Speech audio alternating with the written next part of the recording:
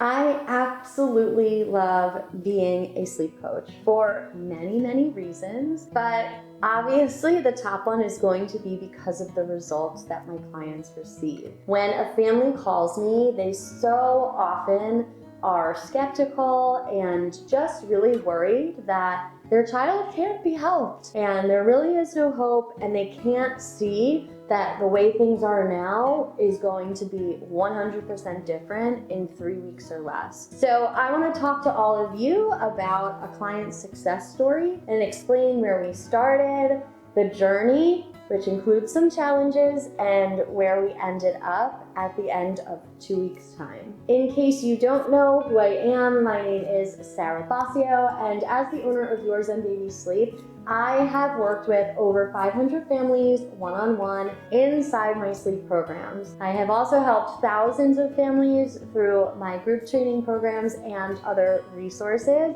and I'm so excited to tell you about this one specific family who I helped several years ago get their sleep on track. Full disclosure, I will be using a different name, same age though, and same sex, so that I maintain the anonymity of this family and respect their privacy, but can give you a good idea of how Benji went from co-sleeping and waking every 30 minutes all night long, only taking 2 very assisted naps, to sleeping completely independently in the crib and taking 2 naps on his own every single day.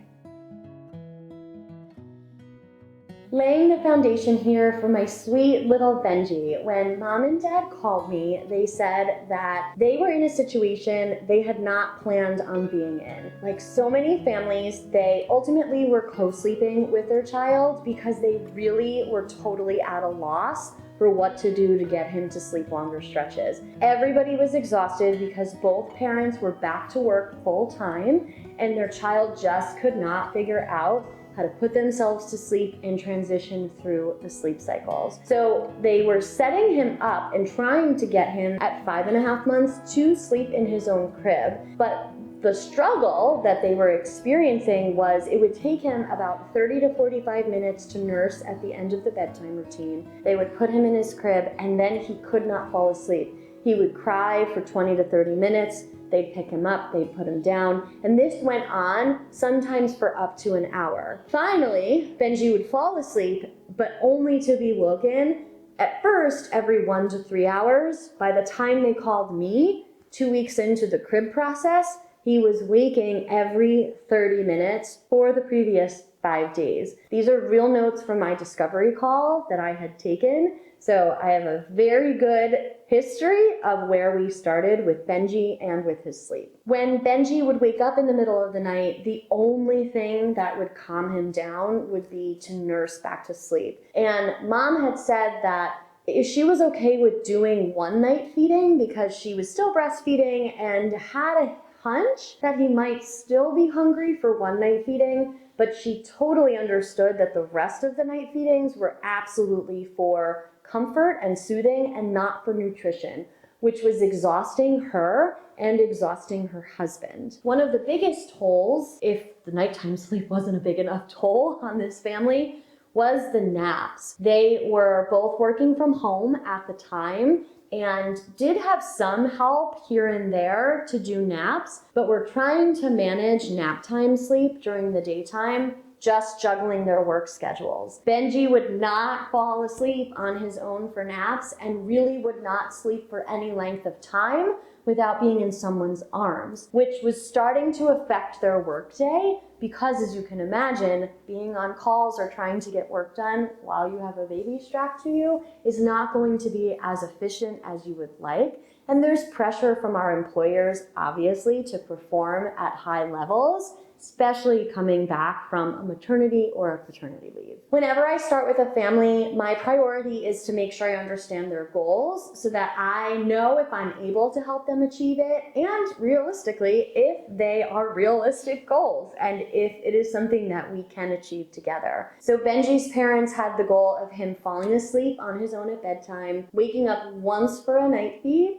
and then being able to take 2 naps per day in his crib completely independently. As a sleep consultant, I said to them, yes, that is totally possible, absolutely achievable, as long as we're consistent and you are comfortable with the method that I'm teaching you how to teach him. His parents were really motivated and definitely excited to start, but did express concerns, which were, I'm not sure if this is really gonna work. I really think maybe our baby is just a bad sleeper, because honestly, that's what our pediatrician told us. And I'm really afraid that we're stuck in this, that we just have to be tired forever, because that's just what parenting is. Let's talk about the sleep program that I created for Benji and his parents. In the sleep program, we had everything outlined, such as sleep training method. They chose timed checks because they knew that their child actually needed a little more time and space and independence than a method like chair method would provide. So this is something that I always make sure I assess the family's comfortability. I want to pick a method that they really feel comfortable teaching, but also a method that we know the child is going to respond well to. Included in the sleep program was a nap schedule, and I actually decided to bring back a 3rd nap that Benji was not taking. At 6 months old, and with the amount of sleep deprivation he was experiencing, I knew that we needed to bring back some daytime sleep in order to positively affect nighttime sleep. The program outlined everything they needed to know from A to Z about Benji's sleep, and then I supported them for 2 weeks. So let's talk about the real life time-stamped data of what night 1, night 7, and night 14 looked like. The biggest change for many families is that I drastically moved bedtime earlier so that we can capitalize on your baby's sleepy hormones. So we had Benji in the crib at 6:50 p.m. He did a total of 1 hour and 24 minutes of timed checks. He fell asleep at 8:14. On a scale of normal to not really normal, this is definitely on the higher end of the not normal scale for a 6-month-old, because generally we see that they're able to fall asleep a little bit sooner, typically under an hour, on average about 30 to 45 minutes. So when I see something like this on the log, I know that in the morning I'm going to contact the parents and say, we might have several more pretty tough nights of supporting at bedtime, because he really is exhausted. He really doesn't have the skill of independent sleep, and he's really fighting learning this new skill. When we go to his wake-ups for the night, he woke up once at 9:53, and he put himself back to sleep at 10:11. So we had about 20 minutes of a wake-up where we did time checks, and he was able to transition the sleep cycle. Waking in that first half of the night before midnight says to me that he was super overtired at bedtime, and we can obviously say that that was true because it took so long for him to fall asleep. He woke up at 2:18, and mom went in to nurse him for 20 minutes, which was part of the plan. The first time that he was waking after midnight, we wanted to nurse him to make sure he wasn't hungry and to really help all of the calories be in bulk at one feeding in the night and not dispersed throughout the night. He woke up again at 5:30, put himself back to sleep at 5:42 without any check-ins. So mom and dad noted on the log that he really wasn't super awake. He was kind of fussing and trying to just find a new comfy spot and put himself back to sleep. Then they had to wake him for the day at 7 a.m. This is where we run right into nap training for day 1, and we went throughout several more days of naps and night training. And now I'm going to talk about what was happening at day 7 after that first week of sleep training. What we learned about Benji is that he really loved an early bedtime. So you remember that on night 1, we put him down at 6:50. What we learned is that we had to move the bedtime so much earlier so that he could really capitalize on that first half of the night and prevent those false starts. So on night 7, we had him in the crib at 6:10. He was asleep at 6:12, so he fell asleep within 2 minutes. And he did wake up for 19 minutes from 10:59 to 11:18. We did 1 check-in, and this is just telling me still that he's recovering his sleep debt. The fact that he fell asleep so quickly at bedtime probably means that we could have done bedtime maybe even a little bit earlier, but that's just not sustainable for many families, so we kind of hit it at the right time. And he actually did not get a night feeding on night 7. So after that 11 o'clock waking, he slept completely through the night until 6:07 in the morning. So this is after 7 full nights of sleep training, he naturally dropped his night feed. He brought all those calories to the daytime, and we were starting to see almost 12 hours of sleep from beginning to end. Now let's talk about the general reality of his naps. He did have success with putting himself to sleep and staying asleep for his naps independently, completely on his own. He brought back his third nap, which sometimes was taken in the carrier or as a contact nap.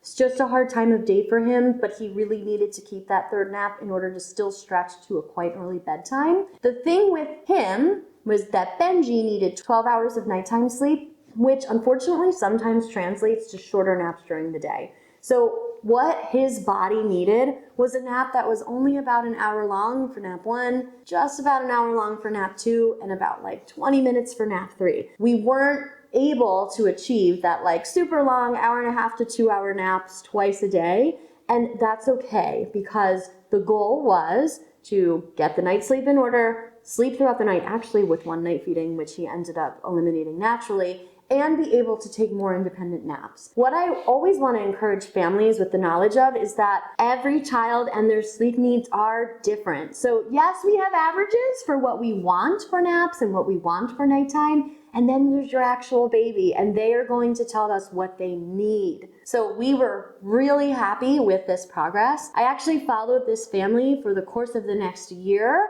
Several times a year we would follow up and touch base, and he did beautifully with cross-country travel. He had several trips where he was changing time zones, and it really didn't affect him all too much. He went through several nap transitions over the course of that next year, from 3 to 2, and then 2 to 1. And actually, when he dropped to 1 nap, he finally extended that 1 nap time to be about 2 hours while still maintaining that 12 hours overnight. Overall, Benji's family was so happy, super impressed with the results, and I always say that I'm happy to guide you, but you are the people putting in the hard work. And I was so excited to be able to work with them and support their family from co-sleeping and up every 30 minutes to 12 hours straight at night. Does this sound like something you would be interested in? If so, I want you to scroll down and leave a comment. Tell me if you'd like to learn more. I would love to chat with you. Like the video, but also head over to my website. My website has all of the information that you need to know to learn more about my one-on-one programs, as well as the link to book a call to actually talk to me to learn more. I would love to support you and your family. Be the first to know about my weekly sleep content by subscribing and turning on those notifications. And as always, from my living room to yours, thank you so much for joining me today, and I can't wait to see you next time.